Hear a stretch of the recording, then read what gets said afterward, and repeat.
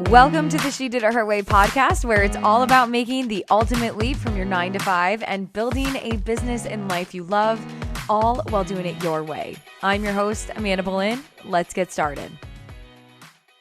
Hello, my beautiful She Did It I got a twang in there. She Did It Her Way listeners. Welcome back to another podcast episode.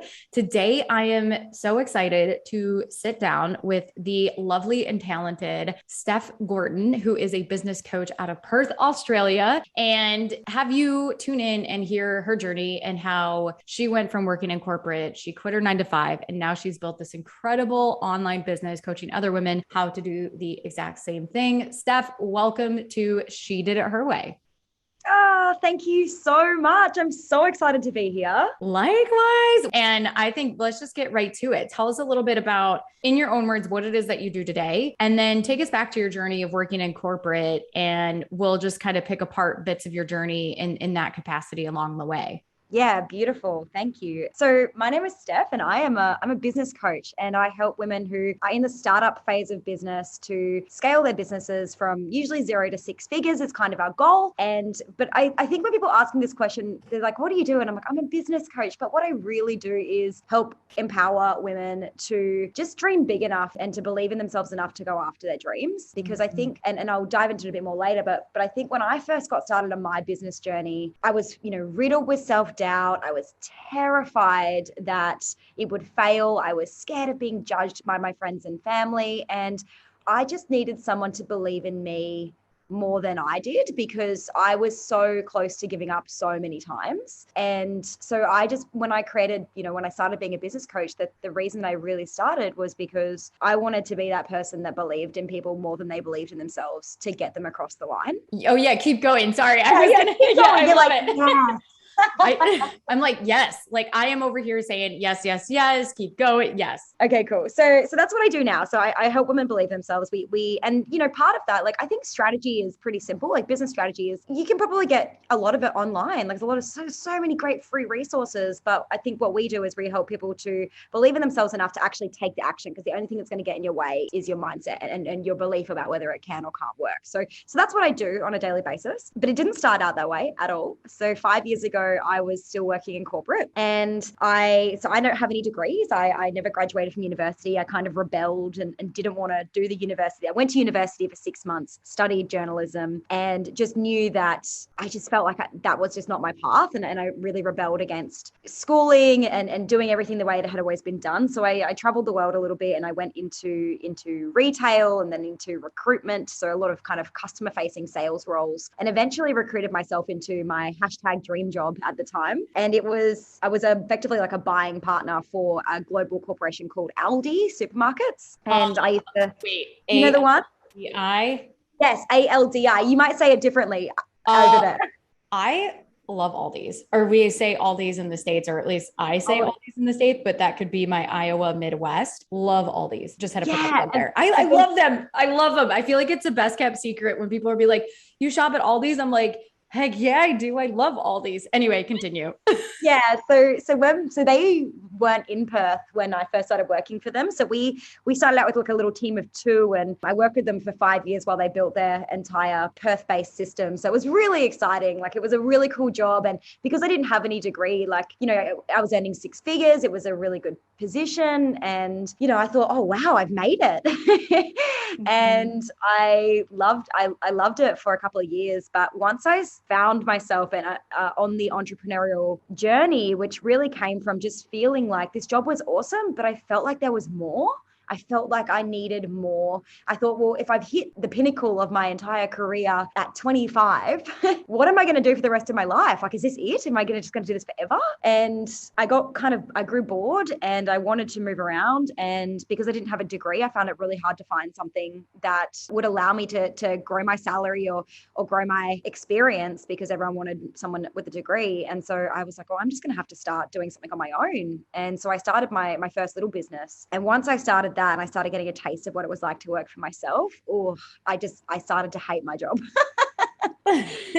And so I had to break out. Yeah. Okay. All right. So let's unpack a little bit. I have a couple questions that I made notes, because I know there's still so much more to unpack in terms of that I feel like we're in that transition phase, or what we call it is the lead up and then the leap. So the lead up is kind of, you get the taste, you realize I don't want to be working the job that I'm working. And then you can't untaste that, if you will, I guess. I don't know. I've never said it like in that capacity or in that way. And you decided that, okay, then you're working full time while building your side hustle. Let's go back though to being at university for 6 months and deciding to leave and what that experience was like. And I think what the stage or the context that I want to set it is that you ultimately went forward doing something and saying yes to something because that's what you probably felt that you should have done, and then realized that it wasn't what you wanted to do. And you had the audacity and the groundedness to say, nope, not for me. And I would love for you to expand a little bit on that, because I think that's such a key lesson for so many of us when we are in situations that we are doing things because we feel like we should, even though they don't necessarily align with us. Absolutely. I could not agree more. And so my parents, the backstory to that is my parents went bankrupt when I was 7, and my dad had a failed business and we went bankrupt and we lost everything. And so we always played it safe. And so my parents worked really hard to put me through a private schooling system and give me all the opportunities. So when I went to university and I had the opportunity to go to university because I'd had the opportunity for a really amazing education that my dad worked 3 jobs to put me through, when I actually got to university and decided I didn't want to be there, it was really hard to make that decision because I felt so much like I was letting especially my dad, but definitely my entire family down, because they had given me everything that I needed and everything that they'd worked so hard to put me in the position to be able to go, that it was really hard to stand on my own 2 feet and go, I don't want to, and I want to take a gap here. And my parents were so supportive, but begged me not to because they knew that I wouldn't go back. They knew she's not going back. She's not going to go back. And I didn't, and they knew it. And but I think it really comes down to like your joy and your happiness has to come from within, and it has to come from you. And regardless of whether that's in your job or in your, relationships or in your life. And I'm really big on teaching this, like your path is yours alone and no one else can tell you where you should go or how you should do it. And so for me, it was just a big heck no. Like I was falling asleep in lectures. Like I was like, and it costs money. Like, and in Australia to go to university, the student acquires the debt usually. And because my parents didn't have a lot of money, I was going to be $50,000, $60,000, $70,000 in debt to do this degree that I wasn't even enjoying, just to say that I had it. Mm-hmm. And I knew that even in the university sector, they said, only 3 of you are going to come out of this with paid jobs. And I looked around the room and I was like, there are women in this room who want this more than me. They want it more than me. They're working harder than me. They're going to get the jobs. So there's no point being here. Wow. I mean, that I'd have to imagine too, just the emotional navigation of that and the pressure of that situation. Probably having that experience has just been so monumental. Okay. Thank you for sharing that. And then let's go ahead and fast forward to that first business you started while working full time. Can you tell us a little bit about how you got started in that business? And then we'll kind of dive into the journey of working full time while balancing the side hustle and building your business. Yeah, absolutely. So and it's funny because you have that conversation again. So when I quit my day job, I had to have that same conversation with my parents.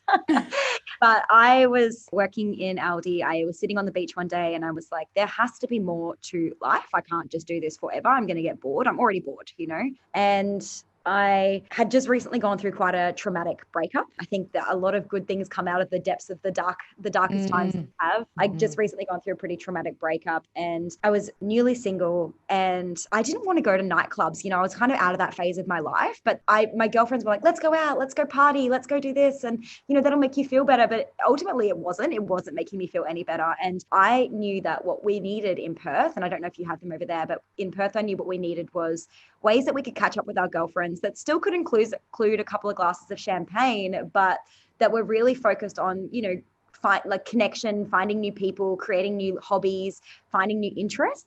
And so I started a workshopping business, which was really around creative workshops. So hobbies, pottery, painting, macrame, resin work, all the things. And they would come with bottomless champagne and food. And it was really about, they were run in the daytime. It was really about helping women to connect and to find hobbies so that they could spend time alone and feel really confident in spending time alone. And so that was the first business that I started. And it took off super quickly. Like within 9 months, I was able to quit my day job. Wow. We really needed it in WA, like in Australia. We really needed what there was nothing like that at the time. So it took off really fast. And I remember just being at work and, you know, for the first 6 months before I really launched it, I worked on my website and I just sat in all the fear and, oh my God, if it doesn't work, and what if no one buys tickets, and what if everyone laughs at me because I failed? And my first workshop did fail. No one bought tickets. All the fears that could have happened came completely true. And I just had to pick myself up and keep going and go, I know that we need this. And I know that I need this. And I know that women need this. And so everything I've always done has come from a place of empowerment. I think my overarching message, regardless of any business that I ever run, will always be to help women come back to themselves and believe in themselves enough to, find hobbies or create interests or create new friendships or create businesses. Yeah. And so I started that business and started working on it on weekends and in my lunch breaks. And I even like Aldi cottoned on pretty fast, and they took my phone away from me at work because I was working so much on my business, and they kept checking my computer. They put me next to my boss so that he could see my screen. No way. Oh my gosh. I was working on it so much that, and they knew, and I asked to go part-time when I was ready to leave. Like I was like, I want to go part-time. And they were like, you can't. And it just forced me to just take the leap. I was like, well, if I can't go part-time, there's no way I can grow this business with the hours I have right now. So they basically forced me to make that decision there and then. They were like, well, you can't go part-time. And I was like, well, that's it then. I'm out. Okay. Yeah. With such a beautiful, like perfect example of just making the transition and starting and working weekends and working lunch breaks. I'm curious, 2 things. One, how did you know that it was, and how do I ask this? How did you know? Obviously you were given kind of this quote unquote ultimatum by your company, and that made the decision a little bit, right? And you're like, oh, okay, I can't go part-time. It's time to leave. Did you do anything leading up to that to get yourself in a position to meet your level of calculated risk? Or was it sort of this, you know what, I've proved to myself this works, I'm just going to just take the leap? For sure. Absolutely. Great question. So yes, I did have calculated risk. I really recommend this. Like I work with a lot of startups. And so I'm like, as much as I get it. Like when you start really working your business and you start to see traction, it becomes really easy to just be like, I want out. I just want to go, and you just want to quit instantly. But, we have bills to pay, and I had a mortgage and car payments and loans, and, like I had a life that I was living, and I was living really paycheck to paycheck. So I needed to make sure I had the security in place. And so over the period of building up to actually quitting, I had some things in place. So first and foremost, I really made sure that I was making profit from the very beginning. All of that profit in the business. And that wasn't like, sometimes that was like $200 per workshop. Sometimes that was next to nothing. And other times it was, $1,500 or $3,000 per workshop. So all that extra money that I was profiting, I was putting into a savings account, and I was either reinvesting back into my business a little bit in terms of, I'm really big on obviously getting business coaches. So, I was reinvesting back into programs, courses, coaches, but I was saving a big amount because I wanted a nest egg to be able to leave with. And my thought process was, if I can have 3 months worth of my salary put away, then that will give me 4 weeks to go all in and really, prove to myself that I can use this time wisely, and that I can use the time to make the extra money in my business. And if I can't do it within that 4 to 6 weeks, then I have to go and start applying for other part-time jobs. And so I gave myself kind of 4 to 6 weeks to make it work, and then 4 to 6 weeks to find work in case I needed to. But ultimately I didn't need to. Oh, thank you for being so specific around what exactly you did and how you did it. I know that there are plenty of listeners very grateful for you pulling the curtain back and sharing that information as well. When you made that leap, so you had 3 months of salary, you took the profit, reinvested in coaching and or saved it. to get to the 3 months. And then you gave yourself a 4 to 6 week runway to really make it work. What were some of the goals that you set for yourself in that 4 to 6 weeks? How did you know that, okay, again, this is proving to me that I made this milestone. Now I'm going to extend the runway another 4 to 6 weeks. What were some of the things that you really, metrics that you looked at to give you that signal to say, keep going? So I'd set some financial goals. So some of the things like I wanted to make in that 4 weeks, I needed to make a month's salary. I needed to prove to myself that I could make a month's salary.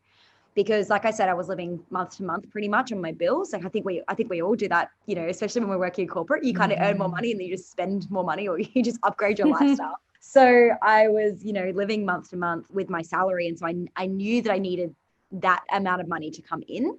And so the first thing I did was make sure that I could make that money. So I forward planned. So I had again, we were running workshops. So I had some workshops set up that I was ready to press launch on. And I told myself that in that 4 weeks, I had to sell out both those workshops. If I sold out both of those workshops, then I would make my salary and then I would know that it was viable. And so I gave myself 4 weeks to sell. I think it was like 60 tickets to 2 events. And I just, you level up when you give yourself a timeline like that. You just have to do it when you know. And I think that that's the most brilliant thing about going all in. My partner had said to me because I had met a great guy in between this time who was also an entrepreneur. And he said to me, babe, you know, you don't have the fire up your bum. You know, it's not, you're not driven enough because you have the safety net of your job. So because the money is always coming in, you're just not going all in. And so the minute the safety net was removed and the safety blanket was gone, I had no choice but to make it work. And and I've seen it time and time again with the women that we coach, when you take that safety net away and you don't have that solid income anymore, you just go all in and something inside you just ignites and you just find a way to make it work. You just do.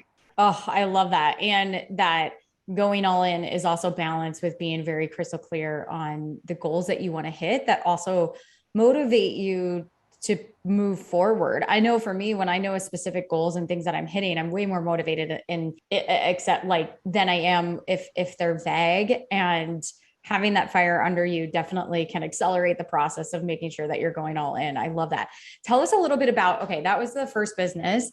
What were the other businesses, if there were other businesses in the time between that one and then you being Steph Gorton, the business coach? Yeah, cool. So I had this business and it was going gangbusters. And, you know, first 9 months I was able to quit my job. Then over the next 18 months, you know, we had 14 staff members, we had 3 locations. Like it had grown. Like it was exactly, we hit the market at the right time with the right product. You know, it was definitely a needed thing.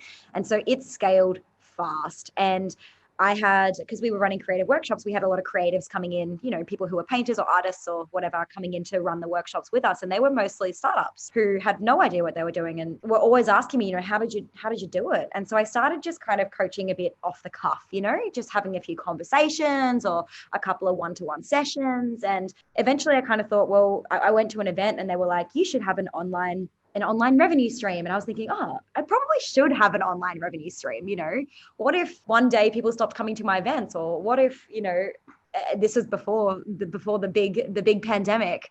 And what if someone would stop coming to my events? And so I thought, well, I'll just create like a little mini course for people. And so I started running this little mini course, little 12-week program. And I think I had 5 women in my first round. And that was kind of the start of the business coaching journey. And then when COVID did hit, obviously the events business stopped. It was kind of like I dreamed it.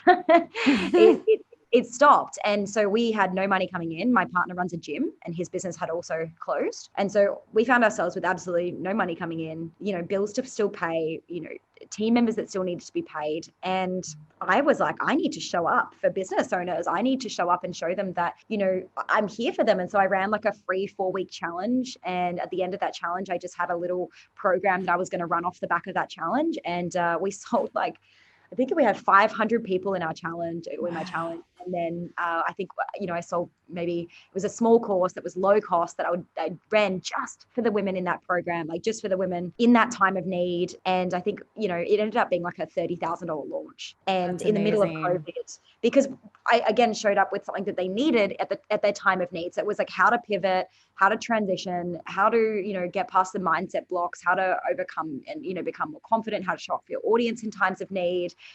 All of that stuff. And once I was put into the business coaching role and I could see that had legs, I then started to resent my other business. And so I ended up selling it last year and stepping into full-time coaching. What was it like selling your business? Heartbreaking. Oh, tell us a little more. It was interesting. I thought, because I was so over it by the time, because, we're really lucky here in Australia and we're really lucky here in Perth. Like Perth is probably the most isolated city, maybe, I don't know, in the world, probably. Like we're in the middle of we're an island. We're so far away, from any other state in Australia or any other city in Australia and we have really strong borders and really strict borders. So, over the past 18 months, I think Perth's been in lockdown for maybe 6 weeks. We've been really lucky, really, really lucky.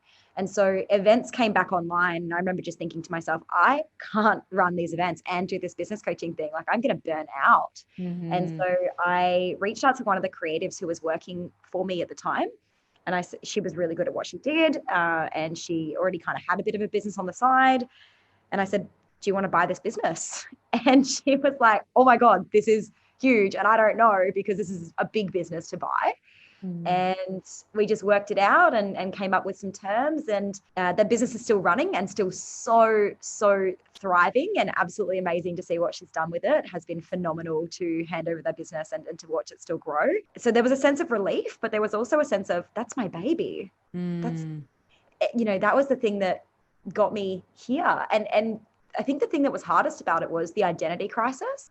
I didn't realize how much my identity had been, the business was called House of Hobby. And I didn't realize how much my identity had been Steph from House of Hobby. It took me a really long time it was a really beautiful, as all business ownership is, time to self-reflect, and that really confronting mirror to look in to go, who are you without this business? Mm-hmm. And what do you stand for? And if you don't have this business, like what are you bringing to the world? And to really stand strong in my values, in who I am, and that I am enough even without having the business behind me. So it was really, because the business had grown a lot of success for me as a personal brand. And so without it, I thought maybe without that business, I will, become nothing. That was the fear. And so I had to do a lot of self-reflection to overcome that. Yeah. Well, thank you for sharing that too, because as you were saying that, I was thinking about how I had this shift. Anytime we go through a big shift, we have that identity crisis. And I can just imagine, and I know that especially leaving corporate for so many people and listeners, that is an identity shift. You have this, I did a whole podcast episode on transcending and moving beyond your corporate identity. But to your point, any identity in this case, and kind of really going to that next version it's not always an easy transition, but I would imagine it's worth it in some aspects in this case. But thank you for sharing that bit. Yeah. And it's exactly the same thing. You're right. When I left corporate, it was exactly the same. Like I went out and bought a whole new wardrobe of colors, pinks and greens and blues. Black and gray for 10 years, Mm-hmm. And so, I think that there is that crisis of, and telling people, what do you do when you have a startup business that maybe is viewed as a bit of a hobby? Telling people what you do when you were so attached to your corporate role, corporate persona. I work with women who are lawyers, who are doctors, who are psychologists, who go into completely different fields when they start their businesses up, and everyone thinks they're crazy, and really shifting from that identity into your new one. It really comes down to backing yourself at every turn. I think this whole conversation can come back to that. It really comes down to backing yourself. Oof, I love that. That's amazing. I love it. Let's talk a little bit about, your current business, coaching business. How has that evolved? Has it changed since you first started? What have you learned specifically as it relates to being an online business owner? Where have you grown the most? Beautiful. So I think the biggest lesson that I would say in being an online business owner is just, you need a team. You need a really good team around you, because online business ownership, like you could just lose yourself in automations and landing pages and sequences and, and be really taken away from your area of genius. And I spent so long just thinking that I had to do it all on my own, and, not wanting to invest, not wanting to get people in my brand, not wanting to be supported, just being like, trying to look at the dollars and the bottom line and make as much profit as possible. But when you are growing, it started out with me just sending a couple of Google Docs to clients for them to fill in to send back to me, as a coach. Like, that was my first coaching experience, was just Google Docs and, me manually emailing everything to everybody and doing live webinars. And, to 5 people was my first ever course launch. Now we have a program where we have 110 women at any one time. We've had, 300 women this year, just this year alone. Wow. And everything's automated and systemized and beautiful. And it's still a lot of work, but it's come a long way. And I think that as an online business owner, my number one piece of advice would be, to be able to grow. Like, I've only been doing this for 18 months as a coach, and to be able to grow from 5 people to, having serviced over like 500 women in the last 18 months, it really comes down to, you've got to be able to get people results.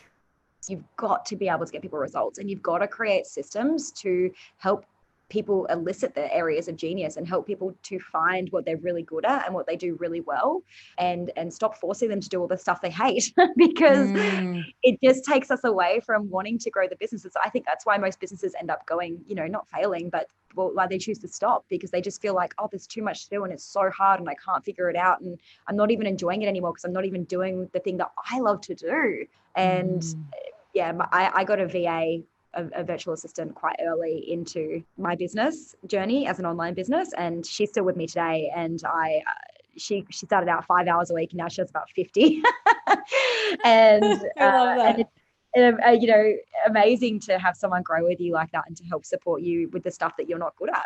Amen to that. What would you say then? You've been at this business a little over 18 months. You've had hundreds of women go through your program. What has been your biggest up level in terms of mindset throughout the journey? And then what is something you're currently working on in terms of getting you to that next version of yourself? There's 2 things that I challenged that I think up leveled me in my mindset initially as a business coach.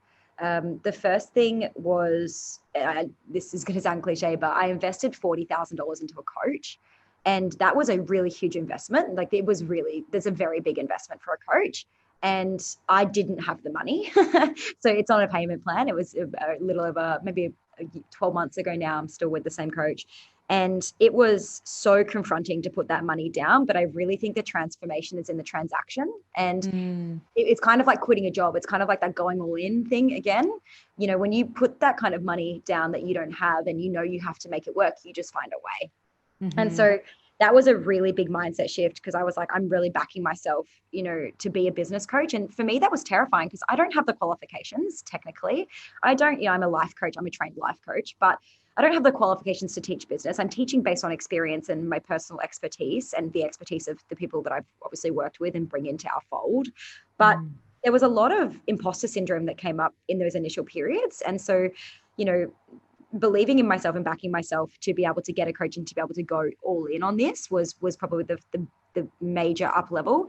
The second thing I'll say on that point was really around just believing that I actually could be a business coach. And I didn't, for a really long time, I didn't put it on my Instagram bio. I didn't put it on my website. I kind of used the other words like mentor or supporter or other words that didn't actually say business coach, because I was so scared of the backlash that I was going to receive. And I received none. Like, it was all just my own stories. There was nothing to it. And so that was probably the second big shift in growing the business. It's just actually telling people what you do and really just backing yourself in to know that you can get results. So that was 2 things. And then I think your last question was really quick. Just to touch on, you said the belief of being a business coach. And I think that is so important, extremely important with anything that we do, is holding that belief that we are who we desire or say that we are, in order for our actions to follow. And That is so key, because once we have that belief, we can operate from that place. And I just love that you shared that piece. So anyway, sorry to interrupt you on that. I just wanted to point that out.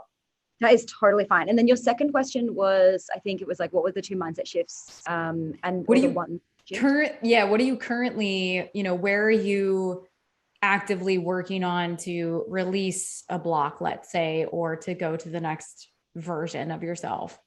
Yeah, cool. So the first one was, I guess, like a bit of a money block and a belief block. And the second one, like now what I'm working on at the moment is really, I find it quite difficult to not be the driver of my business. We have a team now of 14 people, and, I have to let a lot of my team support me and to get them to create processes and create procedures and get them to, if at the moment we're creating like a training onboarding for new team members, and I'm not the person leading that project, like one of my team members is leading that project. And so really, I think the block that I had to work through and I'm working through at the moment is that, like, you don't have to do everything in your business. Like if that's someone's area of genius, put them in that space and actually get them to do it. You don't, you have to sign off on it for sure, but you don't have to be the decision maker on every single thing in your business. And I think that's really different, because you can outsource and delegate tasks, but outsourcing and delegating decisions is a whole nother level, because you have to create a framework around what decisions are the heck no's, and letting them have creative freedom and creative liability to create good decisions that maybe you wouldn't have thought of. And I guess it's about not always knowing everything and allowing yourself to not be the person who knows everything, and letting your team members, who probably know more than you in a lot of different areas in your world based on their previous experience and life experience, to really take control and take the wheel on your business. Because as it grows, we've just ticked over $1 million business, and as your business grows, you just can't be the driving force of it anymore, because you just don't have the energy to do it all. Mm-hmm. And I think that was such a great distinction between, at first you're outsourcing a task, and then you grow to the place that you're outsourcing a decision, which is a whole different level. I think, a whole different ballgame of trusting someone that to make the decision for your company. Okay, I have a couple final questions for you as rapid fire. And these are just meant to be quick and short, straight to the point, whatever comes top of mind. Okay? Okay. Ready. What is the best $100 or less purchase one can make in their business? Or a good webcam. Okay. I'm on Zoom a lot, so a good webcam. I think that I have a really good webcam, and the reason for that is because it means that I don't often have to wear makeup or do my hair, because it makes me look good all the time. I love it. It's indirectly outsourcing, because it's making you look good, so you don't have to spend as much time or energy getting your hair, like getting all done up. I love it. So good. What has been one of the most transformational books that you've read? Could be business, could be pleasure, doesn't need to be nonfiction. It can be anything. Beautiful. I think the first book I ever read in business, and I stand by it, I actually want to go read it again because I think it's just so good, is Winging It by Emma Isaacs. Ooh, I've never heard of it. Winging It. Oh my gosh, no, you have to. I have to look this up. Oh my gosh. Oh my God, it's amazing. It's the best. Okay. I love it. I'm going to put that on my list next. Okay. Perfect. The next question is, if you could have a billboard that could say anything on it, what would it say as sort of a message that you want to share with the world? So my messaging that I really want to share with the world is that you can have it can be different. It can be different, right? Like you can choose different. It can be different. Your thoughts can be different. Your life can be different. You can change at any moment. Like it can be different. Oh, such a simple yet powerful statement. Okay. Last question is, where can my listeners connect with you and find out more information about you online? Beautiful. So the best place, Instagram is 100% my platform. I love it. I am in it all the time. It's just my favorite place to hang out. So if you want to come and find me, come and chat with me, come drop into my DMs. I'm a big voice dropper, so you will hear me. So it's at Steph Gorton __, and that's Gorton with a T, so Gorton. And you can also find me www.stephgorton.com. Lovely. Beautiful. Thank you so much, Steph, for coming on the She Did It Her Way podcast. Everyone will have everything in the show notes, so you can check that out. And until next time, keep doing it your way.